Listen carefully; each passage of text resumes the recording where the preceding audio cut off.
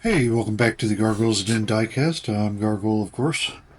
Today, we are back for a Four Horsemen build. Today is the 30th of December. Tomorrow, the Four Horsemen Holidays Around the World Christmas Traditions is due. Now, I've told you guys before, I don't start my builds until right before they're due because otherwise I change them 10 times. It's like little rabbit holes they go down, you know. And I did the same thing with this. You know, I've had four different ideas now, I think, in the last 3 or 4 days. Yeah. My first idea was just to do a fire marshal car, you know.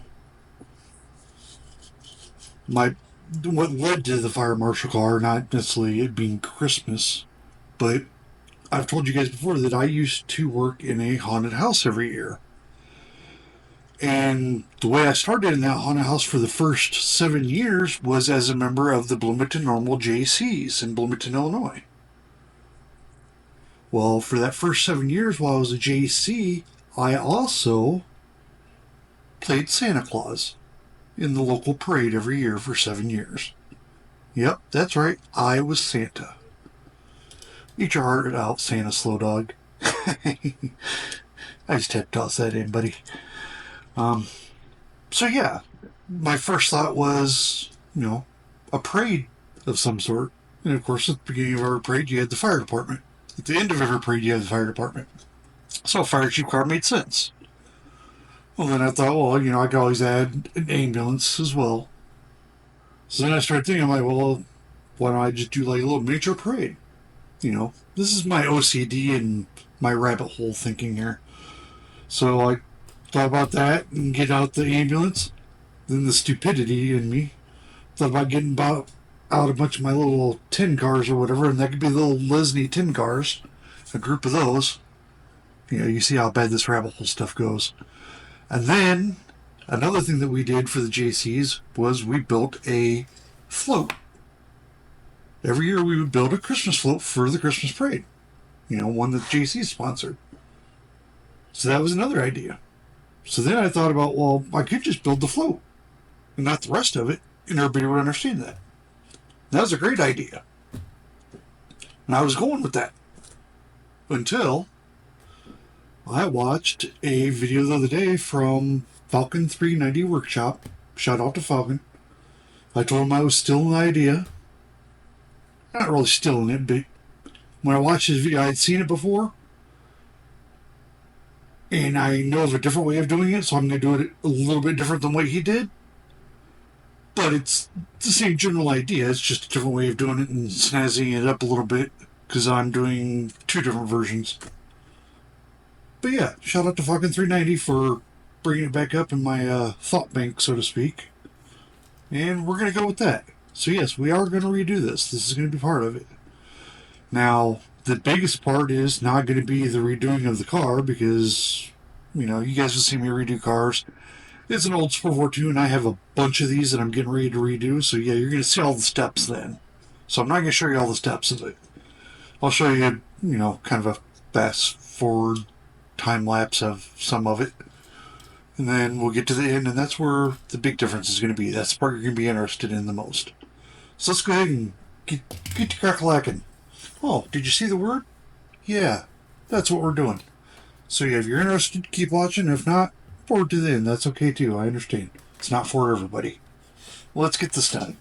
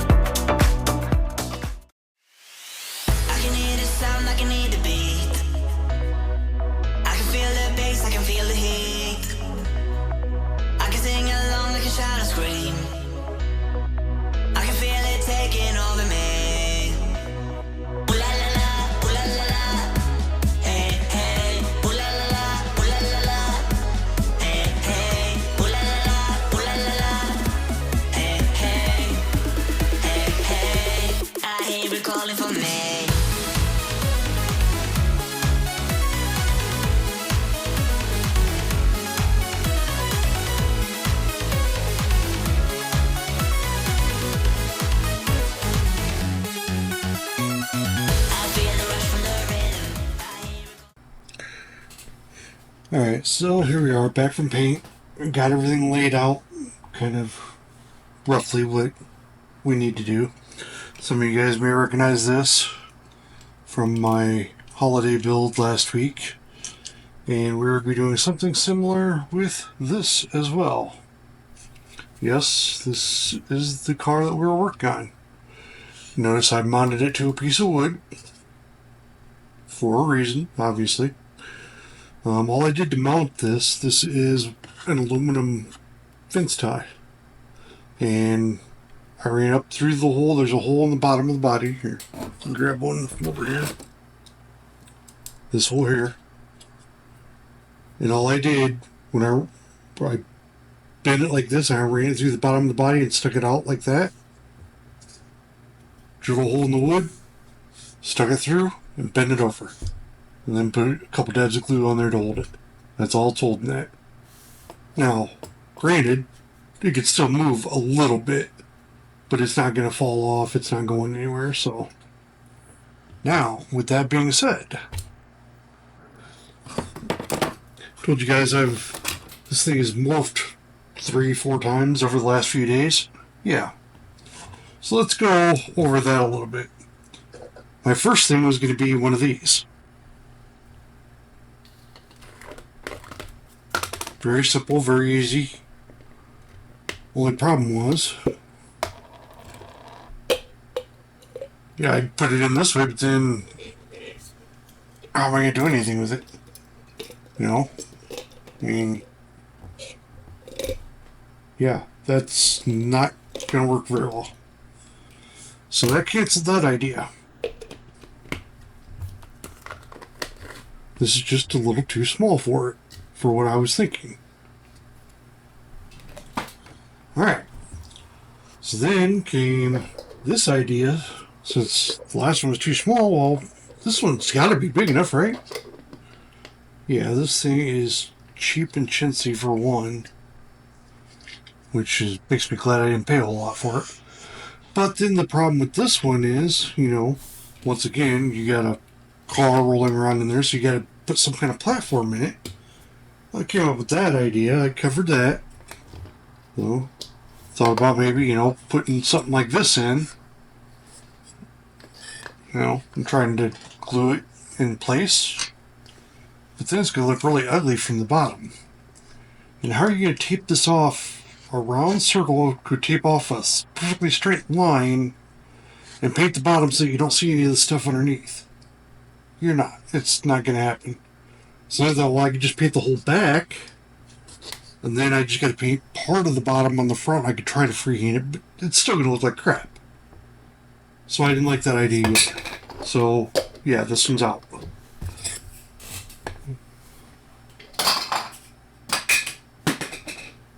So what I came up with, and this is so genius, it's stupid. It's sad that I had to think through 2 other options before I did this. Yes. If you go to Hobby Lobby right now, they have these on sale. I think it was $8 or something like that, if I remember right. I don't know. I grabbed so much stuff I ended up spending way more than I planned to anyway, but, you know, it is what it is. Then I went to Michael's, and I found this at Michael's. I only went to Michael's because I was at Hobby Lobby, and where I live, it's right next to Hobby Lobby. I actually went to Hobby Lobby to the craft area where they do tables and stuff, thinking maybe I'd find some of these, like biscuit joints or whatever. I didn't find anything that would work, so I went into Michael's, and this is actually the only one they had of this size. And it just so happens that this size will squeeze in here, like so. Would you look at that? We now have a snow globe. Now, it looks kind of weird just having the car in there, so I gotta have some kind of decoration in there. So I'm gonna go with the Christmas tree. And of course, you gotta have snow if it's a snow globe, right? Now, obviously, it doesn't have water in it because the axles will rust and the water will get brown, and yeah, it doesn't work. So yeah, this is one of those waterless shaker globes or whatever you want to call them. Yeah, that's what we're gonna do with that. So yeah, I'll do that offline here in a few minutes. Attach the tree inside and put the snow in. Now the other one that I promised you guys is that I was doing 2 versions of the ornament decorations is going to be on this Happy Holidays. And what we're going to do, going to pull it apart first. I'm going to go ahead and do this one on camera, just, you've seen what that one is now. Let's show something on camera at least. This one I actually thought was a really cool idea. This is similar to what he did. He used a car for an ornament, and then he used a piece of string or something, or twine I think it was, and ran the twine up around the branch and tied it, and that's what hung the car. Well, I wanted to take it one step farther. I didn't want a string in mine. I wanted something, these are 50-year-old cars. And if done right, if you're using this as a Christmas ornament, this thing's going to last another 50 years. I mean, even if you drop it as you're taking it off the tree and stuff, what are you going to do to it that a kid couldn't have done to it? It's not like the little glass balls that break every time you drop one. You got to buy a new set next year so they can all match and stuff. No, you ain't got to worry about that. So what I did, instead of trying to tie this up with a string, I went and got some of this 1/8" round bar. And then I bent it over, and I got a vise out in the garage. I bent it over and flattened it with the hammer and put a little bit of a curve to it so that it should hopefully match up with the roof a little bit. Then what we're going to do is drill a hole right there. And just like we did with the bottom on that one, this one we're going to do with roof, where you insert this through and pull it up, and then we'll bend it over to make the hook. And that's how it'll hang. And then you just have a little Christmas ornament. So let's go ahead and get that done.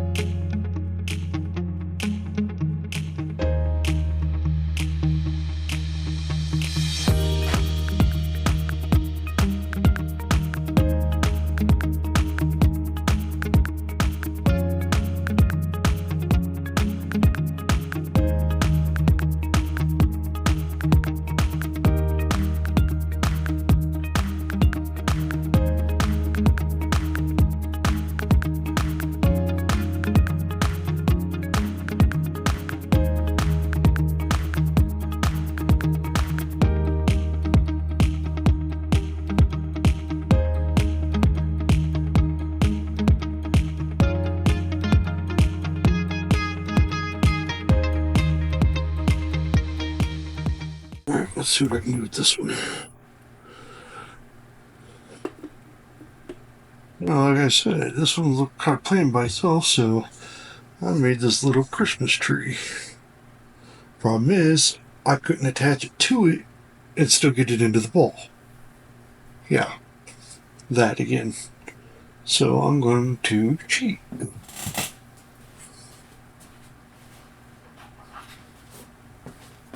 I don't know why I keep calling it cheating. It's not cheating. There's no rule against it. If you got tools, you use them to your advantage, right? I have forceps.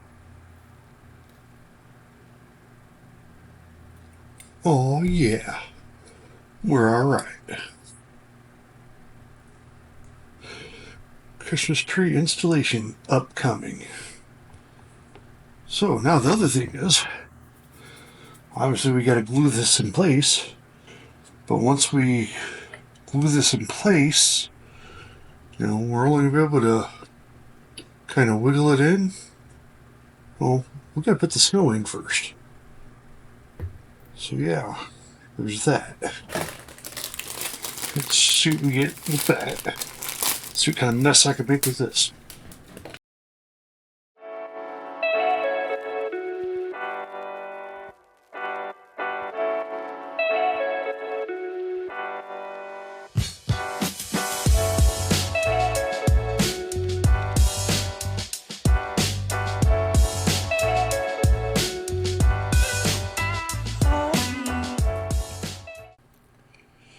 And here's what I came up with. Yeah, it's kind of a silly little build, a stupid little build, but it was something different, something that can touch the nostalgia base, so to speak, from year to year. You can revisit when you do a build like this, which is what I look forward to doing here in a few years with my grandson. I'll revisit this build, and hopefully me and him will build one together that will get passed on down generation to generation. Anyway, I hope you guys liked it. That's all I got for this one. If you liked it, please like, subscribe, and by all means, share with others. Until next time, that's all, folks. Merry Christmas, Happy New Year's, Happy Holidays, and I'll see you next year. That's all, folks. Bye now.